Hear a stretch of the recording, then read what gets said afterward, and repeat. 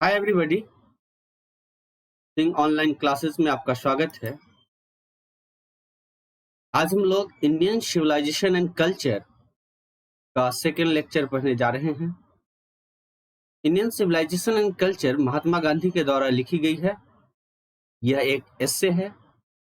First lecture अगर आपने नहीं देखा है तो डिस्क्रिप्शन में लिंक है, आप वहां से फर्स्ट लेक्चर देख सकते हैं। मैंने फर्स्ट लेक्चर में इंडियन सिविलाइजेशन एंड कल्चर के फर्स्ट लेक्चर में यहाँ तक दे इंजॉयड ट्रू होम रूल तक पढ़ा दिया था। दे इंजॉयड ट्रू होम रूल। आज हम लोग यहाँ से शुरू करते हैं 9 पैराग्राफ से। The Indian civilization as described by me. भारतीय सभ्यता जैसा कि मेरे द्वारा वर्णन किया गया है। As described by me refers to Mahatma Gandhi. यहाँ पर जो एसेस्ट हैं महात्मा गांधी, वह मी से रेफर किया गया है। तो मेरे द्वारा जैसा कि वर्णन किया गया है, हैज बीन सो डिस्क्राइब्ड, इतनी अच्छी तरह से वर्णन किया गया है, बाय इट्स वोटरीज। वोटरीज का मतलब सपोर्टर्स, अनुयायी, समर्थक। इंडियन सिविलाइजेशन, इसके समर्थकों के द्वारा बहुत अच्छी तरह से वर्णन किया गया है। In no part of the world, संसार के किसी भी भाग में भी नहीं, एंड अंडर नो सिविलाइजेशन, और किसी सभ्यता के अंतर्गत भी नहीं, have all men attained perfection, सभी लोगों ने पूर्णता को प्राप्त किया है।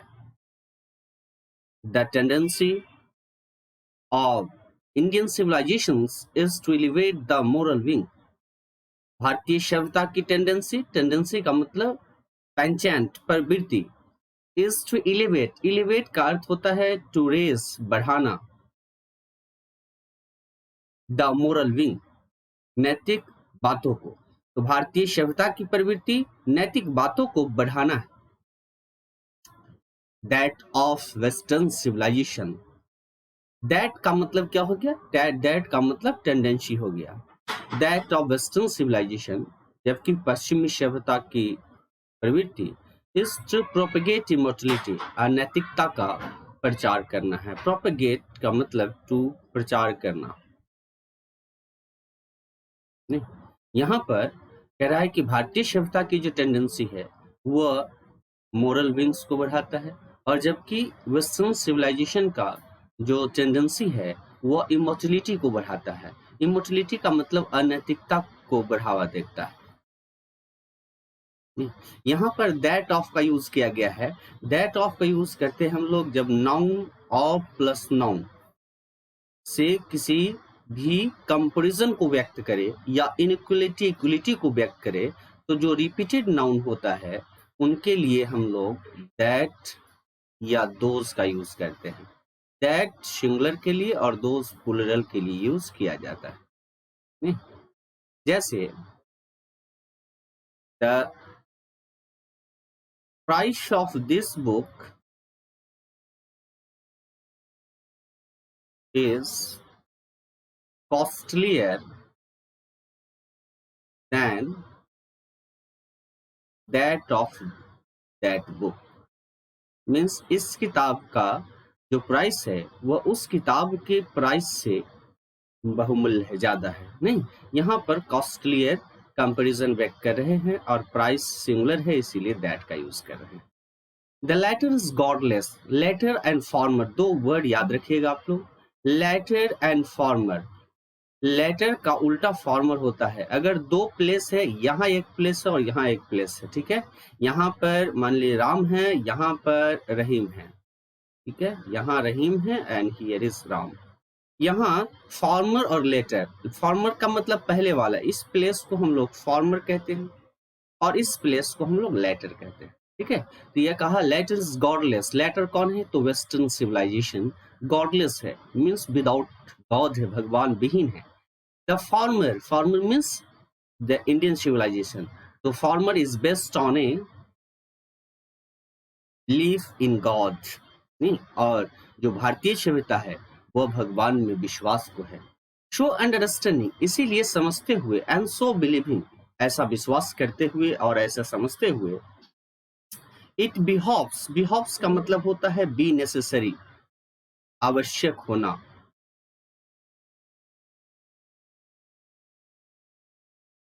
यह आवश्यक है।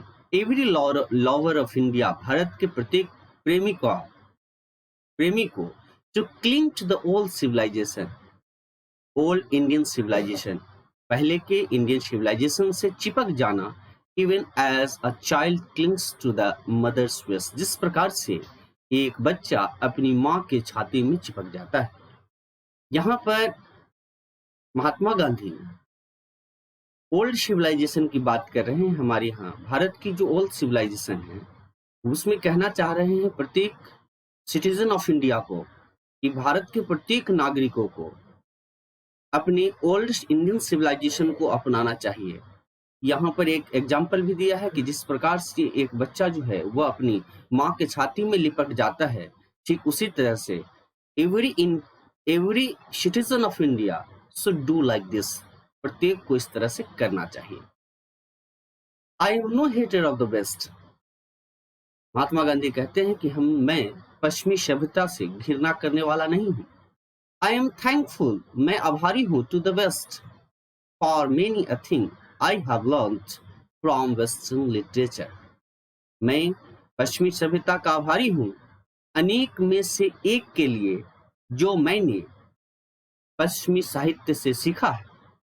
But I am thankful to modern civilisation, लेकिन मैं आधुनिक सभ्यता का भी आभारी हूँ फॉर टीचिंग मी, मुझे सिखाने के लिए, that if I want India to rise to its fullest height, मैं आधुनिक सभ्यता का भी आभारी हूँ यह सिखाने के लिए कि यदि मैं भारत को सबसे ऊंचाई पर ले जाना चाहता हूँ, ऊंचाई पर रखना चाहता हूँ, I must tell my countryman frankly, मुझे अवश्य अपने देश के लोगों को बताना चाहिए, that after years and years of experience of modern civilization, कि बरसों आधुनिक सभ्यता के अनुभव के आधार पर I have learned one lesson, मैंने एक चीज सीखी है, एक पाठ सीखी है, फ्रॉम इट, इससे, दैट इज दैट, और वह है, we must shun it at all cost, हम लोगों को किसी भी कीमत पर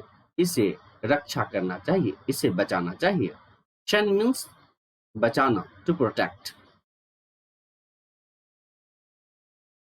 what is that modern civilisation, वह आधुनिक सभ्यता क्या है? यह बार बार क्वेश्चन पूछता है कि आधुनिक सभ्यता रियल टर्म में क्या होता है, तो याद रखना है इस तरह के questions. It is the worship of the material, यह मटेरियल के का पूजा है, मटेरियल मीन्स सामान का, भौतिक चीजों की पूजा है। It is the worship of the brute in us, यह हम लोगों में क्रूरता की पूजा है। It is an adulterated materialism, और यह अवयस्क भौतिकवाद है, यह अनएडल्टरेटेड मेटलिज्म है। And modern civilization is nothing, और आधुनिक सभ्यता कुछ भी नहीं है।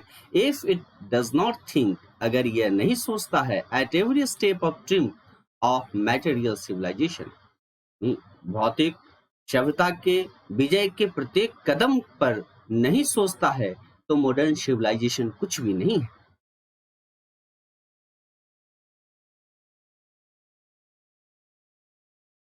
इट इज परहैप्स अननेसेसरी, यह शायद अनावश्यक है। इफ नॉट यूजलेस, और यदि यह उपयोगी नहीं है।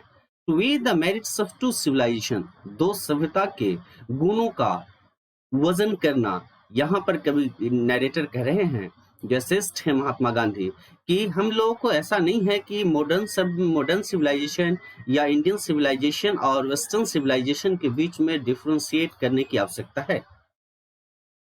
इट इज लाइकली दैट, यह संभव है कि the West has evolved civilisation, नहीं, वेस्ट ने क्या किया है, एक सिविलाइजेशन को विकसित किया है, suited to its climate and surroundings, जो इसके क्लाइमेट और सराउंडिंग के अनुसार उपयुक्त है। एंड सिमिलरली, और इसी तरह से, we have a civilisation suited to our conditions, हम लोगों के पास भी ऐसे सिविलाइजेशन है जो हमारे कंडीशन के अनुसार उपयुक्त है। and both are good in their own respective sphere. और दोनों ही अपनी अपनी तरह से सही हैं।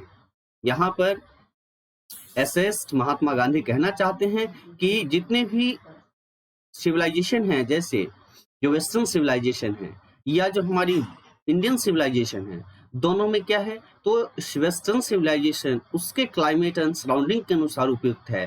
ठीक उसी तरह से भारतीय सभ्यता भी हमारे क्लाइमेट, हमारे कंडीशन, हमारे सराउंडिंग्स के अनुसार उपयुक्त है।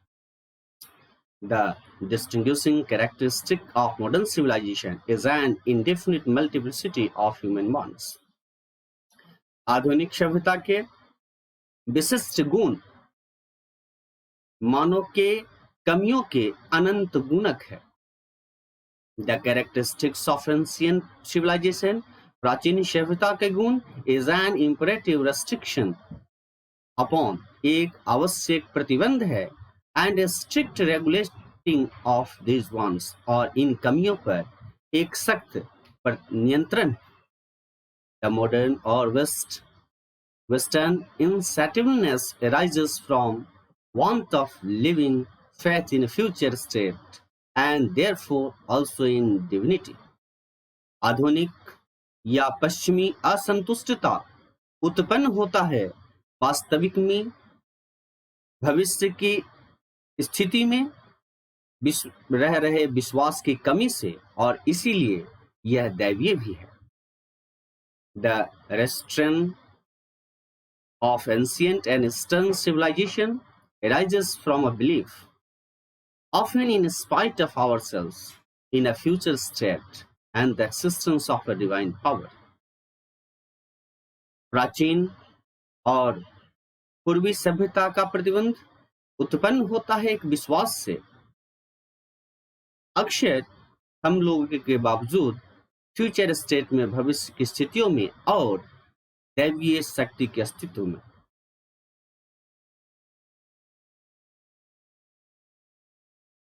Some of the immediate and brilliant results of modern inventions are too maddening to resist. यहाँ पर TOO रिमूवल टू है। टू का मतलब होता है मोर देन इनफ। यह निगेटिव सेंस को लाता है, जैसे I am too weak to walk. It means कि मैं इतना कमजोर हूं। I am so weak that I can't walk. मैं टहल नहीं सकता हूं। यहाँ कह रहा है कि जो तीव्र और मेधावी रिजल्ट्स हैं मॉडर्न इन्वेंशंस के, आधुनिक आविष्कारों की, वे इतने मैडनिंग हैं, यह इतने पागल कर देने वाला है जिसे रेसिस्ट नहीं किया जा सकता है, जिसे प्रतिरोध नहीं, जिसे रोका नहीं जा सकता है। But I have no manner of doubt, लेकिन मुझे संदेह नहीं है that the victory of man lies in that resistance, कि मानव का विजय उस प्रतिरोध में निर्भर है। वी आर इन डेंजर, हम लोग खतरे में हैं। और बार्टरिंग अवे, बार्टरिंग का मतलब होता है एक्सचेंजिंग गुड्स, नहीं, वस्तुओं को आदान प्रदान करके, और हम लोग खतरे में हैं। द परमानेंट गुड, अस्थाई लाभ के लिए, फॉर ए मोमेंट प्लीजर, नहीं, जो अस्थाई वस्तु है उसको क्षणिक खुशी के लिए, और हम लोग वस्तुओं के आदान प्रदान करके और खतरे में। Just as in the West, जिस प्रकार से पश्चिमी सभ्यता में they have made wonderful discoveries in things material, इस प्रकार से पश्चिमी सभ्यता में उन लोगों ने वस्तुओं में बहुत आश्चर्यजनक खोजें किया है, बहुत आश्चर्यजनक खोज किया है। सिमिलरली इसी तरह से हिंदुइज्म हैज मेड, हिंदुत्ववाद ने भी किया है स्टिल मोर मार्वेलस डिस्कवरी, अभी भी बहुत अधिक शानदार खोज इन थिंग्स ऑफ रिलीजन, धर्म के अंतर्गत, ऑफ स्पिरिट, उत्साह में, ऑफ द सोल, आत्मा में। नहीं, यहाँ पर आप इस लाइन को बिल्कुल अच्छी तरह से रखिएगा। यह देगा कि एक्सप्लेन कीजिए इन लाइन को, तो आपको बताना पड़ेगा कि पश्चिमी सभ्यता नहीं मैटेरियलिज्म में विश्वास रखता है, जबकि जो भारत की सभ्यता है वह हिंदुइज्म को बढ़ाकर रखता है, हिंदुत्व को बढ़ाता है, नहीं, हिंदुज्म में हम लोग रिलीजन, स्पिरिट और सोल की डिस्कवरीज करते हैं, जबकि जो वेस्ट सिविलाइजेशन है वह मटेरियल में वंडरफुल डिस्कवरीज किया है। बट वी हैव नो आई, लेकिन हम लोगों के पास नजर नहीं है, ध्यान नहीं है।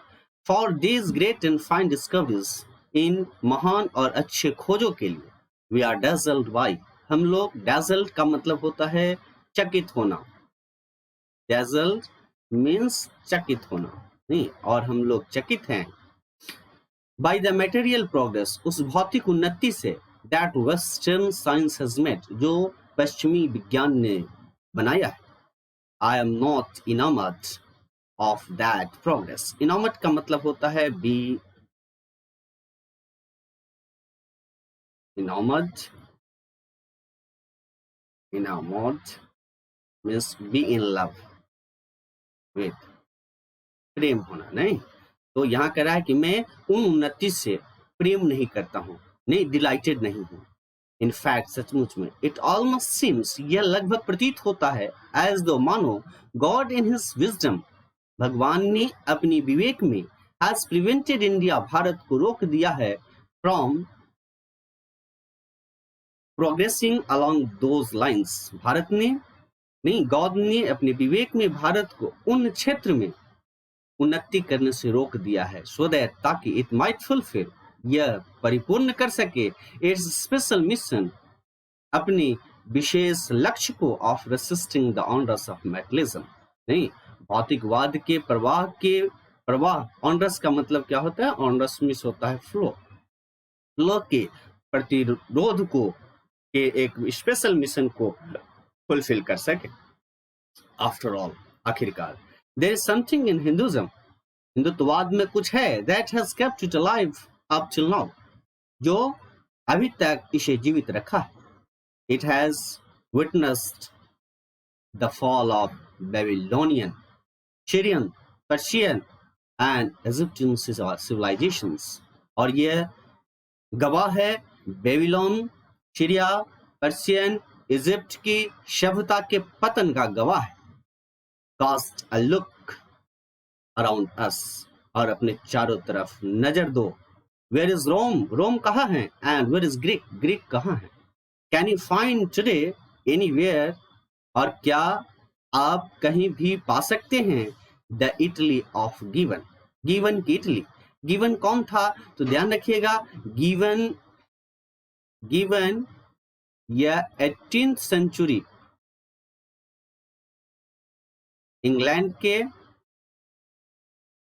हिस्टोरियन, इतिहासकार थे, ठीक है, और जिनकी किताब है, इनकी किताब का नाम है the Decline and Fall of the Roman Empire, ठीक है, और इन्हीं के लिए जाना जाता है। इनकी किताब काफी प्रचलित रहा था। तो गिवन इनका नाम है, फुल नाम है एडवर्ड गिवन, याद रखिएगा। तो ये एडवर्ड गिवन की इटली, एडवर्ड गिवन की इटली का यहाँ कहने का मतलब है कि गिवन जिस समय 18वीं शताब्दी में थे, गिवन का जो जन्म हुआ है, मैं यहाँ पर लिख देता हूँ, शायद दिख रहा होगा आप लोगों को, इनका जन्म 1737 में हुआ था और इनकी मृत्यु जो है वह 1794 में हुआ था, नहीं। तो इस एडवर्ड गिवन के जो स्पेन थे, नहीं, वह उस स्पेन में जो इटली अच्छा था, तो वह इटली नहीं, उस इटली के बारे में यहाँ कह रहा है कि उस तरह का इटली आपको मिल रहा है, नहीं। और जब इटली का डिक्लाइन, पतन शुरू हो गया था, उसी समय यह इंग्लैंड के हिस्टोरियन जो हैं एडवर्ड गिवन ने इस किताब को लिखा था, the Decline and Fall of the Roman Empire, तो है। और रादर द एंशिएंट रोम, और क्या, प्राचीन रोम, और फॉर रोम वाज इटली, और क्या रोम इटली था, नहीं। यहाँ पर एसेस्ट महात्मा गांधी कहते हैं कि अगर आप अपने चारों तरफ विभिन्न तरह के सिविलाइजेशन के बारे में जानते हो और देखोगे अभी, तो वह सभी सिविलाइजेशन समाप्त हो गए, नहीं। जो इटली की बात यहाँ किया है, रोम की बात कर रहे हैं, नहीं, ग्रीक की बात कर रहे हैं, तो यह सभी जो ओल्ड सिविलाइजेशन थे वे आज नहीं है, नहीं। नेक्स्ट, गो टू ग्रीक जाओ, where is the world famous Attic civilisation, और विश्व प्रसिद्ध एटिक सिविलाइजेशन कहाँ है? देन कमिंग टू इंडिया, और तब भारत आओ, let one go through the most ancient records, और कोई भी सबसे अधिक प्राचीन रिकॉर्ड को ध्यान से पढ़ो। गो थ्रू का मतलब अध्ययन करना, ध्यान से पढ़ना। And then look around you, और तब अपने चारों तरफ देखो। And you can be constant to say, और आप कहने में आप प्रतिबंधित होंगे, आप कह सकेंगे, yes I see here ancient India still living, हाँ मैंने देखा है यहाँ प्राचीन भारत अभी भी जीवित है। नहीं, ट्रू, सच में। देयर वर डंग हिप्स का मतलब होता है गोबर के ढेर, टू भी हियर एंड देयर, यहाँ वहाँ, but there are rich treasures buried under them, लेकिन उनके अंदर में समृद्ध खजाने छुपे हैं।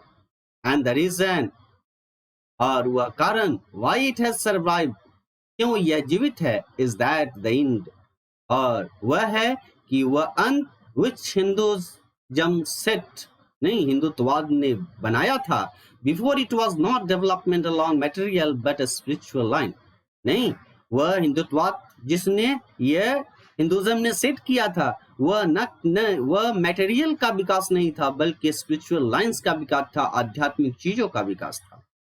Our civilisation, our culture, our Swaraj, हमारी सभ्यता, हमारी संस्कृति, हमारा Swaraj depend not upon multiplying our wants, अपने चाहतों को गुणक पर निर्भर नहीं है, नहीं सेल्फ इंडल्जेंस जिसमें आत्म संलिप्तता है, बट अपॉन रेस्ट्रिक्टिंग वांट्स, लेकिन उन चाहतों पर प्रतिबंध है, सेल्फ डिनाइल जिसे क्या कहा जाता है, आत्म निषेध, आत्म त्याग।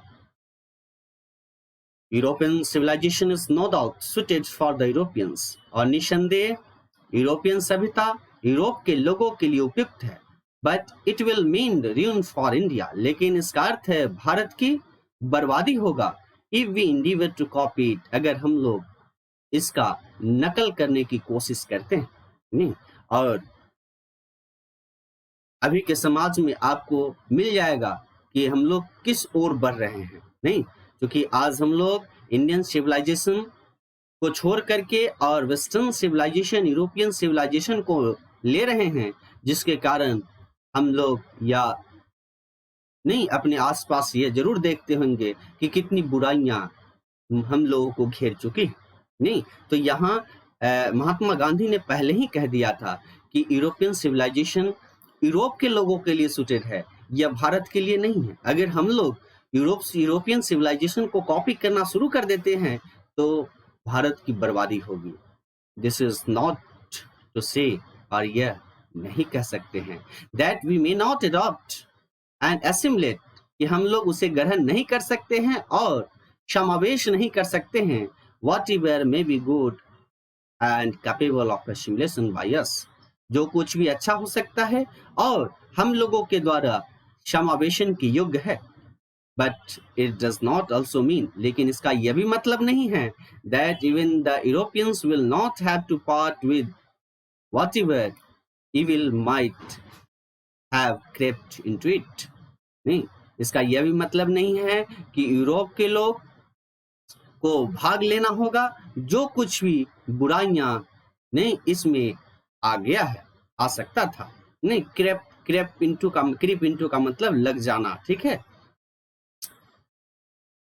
द इंसिसेंट लगातार सर्च फॉर मटेरियल कंफर्ट्स, और भौतिक आराम की चीजों को लगातार खोज, एंड देयर मल्टीप्लिकेशन, और उसके गुणक, इज सच एन इविल, एक ऐसी बुराई है। And I make bold to say, और मैं नहीं कहने में निर्भीकता कर महसूस करता हूं, मैं निर्भीक रूप से कह सकता हूं that the Europeans themselves will have to remodel their outlook, Europe के लोगों को स्वयं अपनी आउटलुक का मतलब होता है दृष्टिकोण, देखने का नजरिया फिर से बनाना होगा, रिमॉडल करना होगा। if they are not to perish under the weight of the comforts, नहीं अगर वे आराम के वजन के अंदर नष्ट नहीं किए जाते हैं, टू वे जिसमें दे आर बिकमिंग स्लेव, जिसमें वे गुलाम हो रहे हैं। इट मे बी, यह हो सकता है, that my reading is wrong, मेरा पाठ्यांक, मेरा अंदेशा गलत है। बट आई नो, लेकिन मैं जानता हूं, दैट फॉर इंडिया, भारत के लिए, to run after the golden fleece is to court certain death. नहीं, और मैं जानता हूं कि भारत के लिए टू रन, इसके पीछे, रन आफ्टर का मतलब इसके पीछे जाना, पीछा करना, गोल्डन फ्लेश, गोल्डन फ्लेश का मतलब है सुनहरे ऊन, नहीं, सुनहले जो रेशो ऊन होते हैं उसे गोल्डन फ्लेश कहा जाता है। लेकिन यहाँ पर यह गोल्डन फ्लेश जो है वह ध्यान रखिएगा कि यह गोल्डन फ्लेश एक मिथोलॉजिकल स्टोरी पर आधारित है। यह नहीं, ऐसे तो हम लोग फ्लैश को कहते हैं भेड़ के ऊन, और गोल्डन का मतलब सुनहला, लेकिन यह जो है एक कहानी पर आधारित है, और उस कहानी पर ही एक वर्ड बना हुआ है। उस कहानी को थोड़ा लंबा है तो मैं हल्का में बता देता हूँ, पहले इसका अर्थ दे देता हूँ। एन ऑब्जेक्ट, नहीं, very difficult to find, to attend, नहीं, वह ऑब्जेक्ट जिसे पाने में बहुत ही कठिन हो। तो यहाँ पर यह पहले अर्थ देख लीजिए क्या क्या है। लेकिन मैं जानता हूं कि भारत के लिए इस, नहीं, जो अटेंड करते हैं, यह जो ऑब्जेक्ट है जिसे फाइंड करने में बहुत ज्यादा कठिनाई है, उसके पीछे भागना, इसका अर्थ क्या होगा? टू कोज सर्टेन डेथ, इसका अर्थ होगा कि सर्टेन, निश्चित रूप से मृत्यु हो जाना। नहीं, अब इसमें मैं आपको, यह कहानी है, इसमें जो ग्रीक मैथोलॉजी है उसमें एक जेसन नाम का राजा का बेटा है, नहीं, और जेसन को एक भेड़ है, नहीं, वह भेड़ के ऊन को लाना है, और वह भेड़ जो है वह चारों तरफ से एक अजगर जैसे विशाल स्नेक, जिसमें एक सीप, बड़े सीप को भी रोक लेने की शक्ति है, उससे वह घिरा हुआ है, नहीं, और उसके वहां पर उसे जाना है, और वहां जाकर के और उस जो सीप है, उस सीप के गोल्डन फ्लेश को लाना है। ठीक है, तो यह पूरी कहानी बहुत लंबी है, मैं आपको एक वीडियो बना करके दे दूंगा, तो आप देख लीजिएगा उसे।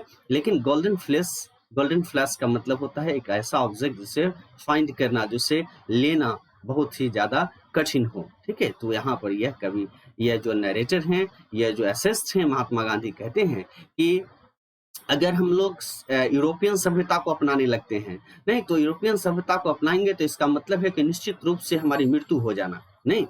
और यूरोपियन सभ्यता के लिए भी बताया है, यूरोपियन सिविलाइजेशन के लिए भी महात्मा गांधी कहते हैं कि वे यूरोप के लोग जो मेटेरियलिज्म को बढ़ा रहे हैं, मेटेरियल सिविलाइजेशन को बढ़ावा दे रहे हैं, वह जिसके कारण वे गुलाम हो रहे हैं, नहीं। अगर भारत ऐसा करता है तो भारत के लिए निश्चित रूप से बर्बादी होगी। Let us engrave on our hearts the motto of a Western civilization, नहीं, और हम लोगों को अपने दिल को, नहीं, उस वेस्टर्न फिलोसफर के आदर्शवाद, मोटो, आदर्श वाक्य को अपनाना चाहिए, नहीं, वह आदर्श वाक्य है plane living and high thinking, नहीं, सादा जीवन और उच्च विचार।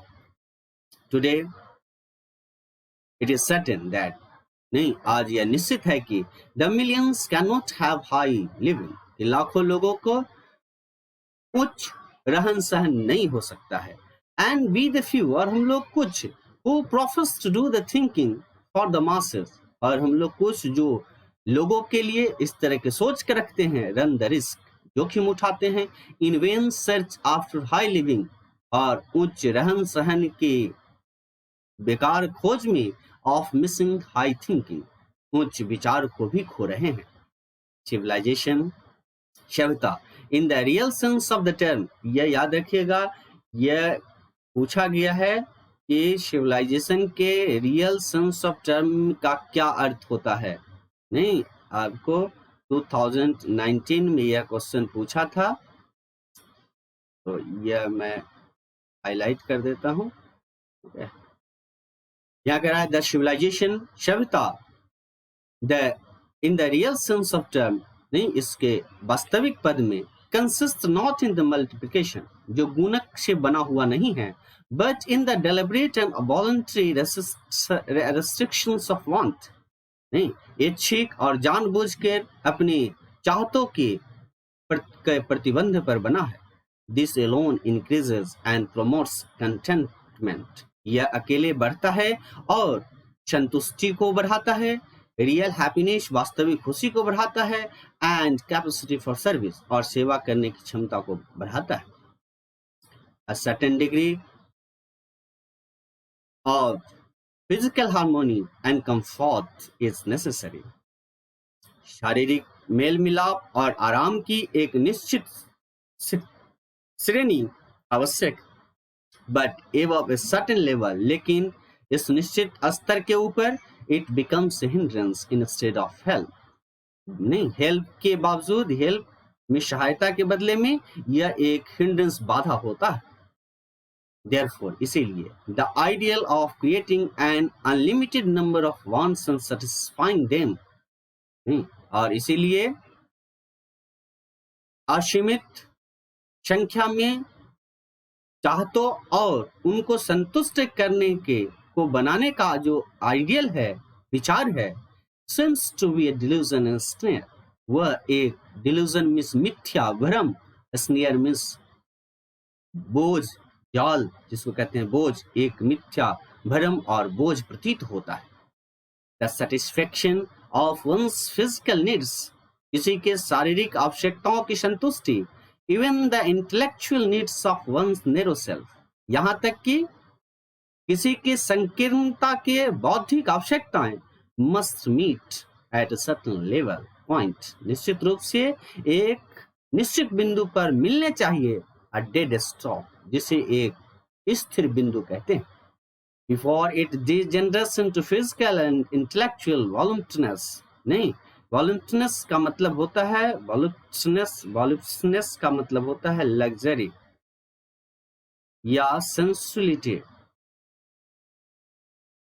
कामुकता या आराम, ठीक है। तो यह कह रहा है कि उसके पहले, जबकि किसी की यह शारीरिक और बौद्धिक, नहीं, लग्जरी, आराम को डिजेनरेट, कम करता है, नहीं, यहाँ कह रहा है कि जब वह जो फिजिकल और इंटेलेक्चुअल जो लग्जरी है वह उसको जैसे ही कम करता है, उसके पहले ही उसे एक सर्टेन पॉइंट तक उसे हर चीज मिलने चाहिए, जो एक सर्टेन पॉइंट डेड पॉइंट होगा, डेड स्टॉप होगा, और वहां तक हर भारतीय, हर लोगों को कंफर्ट और हार्मोनी तो मिलना ही चाहिए। A man must arrange his physical and cultural circumstances, एक आदमी को निश्चित रूप से अपनी शारीरिक और सांस्कृतिक परिस्थितियों को बनाने चाहिए, so that, ताकि they do not hinder, वे अवरोध न करे, him in his service of humanity, मानवता के उनकी सेवा में, on which, जिस पर all his energy, जिस पर उसके सभी ऊर्जा should be concentrated, तृप्त, एकीकृत किया जाना चाहिए, नहीं। यहाँ पर महात्मा गांधी, नहीं, यह कहना चाह रहे हैं कि हर एक व्यक्ति को, नहीं, इस फिजिकल हार्मोनी और कंफर्ट की आवश्यकता है, लेकिन फिजिकल हार्मोनी और कंफर्ट इतना नहीं होने चाहिए जिससे वह, नहीं, भूल जाए, वह अपने कार्यों को भी भूल जाए, नहीं।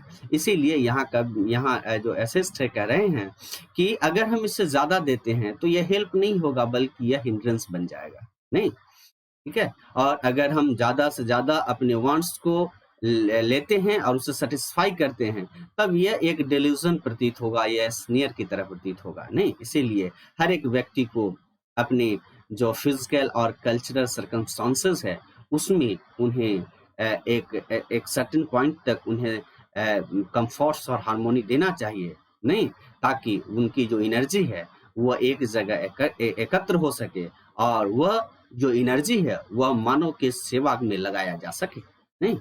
तो यह आपका लेक्चर 2 समाप्त हो गया है, और लेक्चर 2 में मैंने आपको line by line Indian civilisation and culture को पढ़ा दिया है। नेक्स्ट वीडियो में हम आपको बतलाएंगे इसके क्वेश्चंस आंसर को, ठीक है, क्वेश्चंस को बताएंगे, आंसर्स, इसके जो समरी हैं उनसे उन्हें बताएंगे, और इनसे जो क्वेश्चन पूछे जाते हैं एक्सप्लेनेशन के, उसे मैं बताऊँ, ठीक है। तो 3 तरह के क्वेश्चंस जो पूछे जाते हैं उसे मैं बताऊंगा। तो आज के लिए इतना ही, फिर नेक्स्ट वीडियो में आपसे मुलाकात होगी। तो तब तक के लिए thank you very much, and in the last, अंत में मैं आपसे ज़रूर रिक्वेस्ट करूँगा कि आप लोग मेरे चैनल को शेयर कीजिए अपने जो आपके फ्रेंड हैं, नियर एंड डियर हैं, जो 12th में पढ़ रहे हैं, तो आप वीडियो को शेयर कीजिए और उन तक पहुंचाइए ताकि वे भी जो फ्री क्लासेज है उसका लाभ उठा सके। तो आज के लिए इतना ही, नेक्स्ट क्लास में फिर से मुलाकात होगी। Thanks for watching.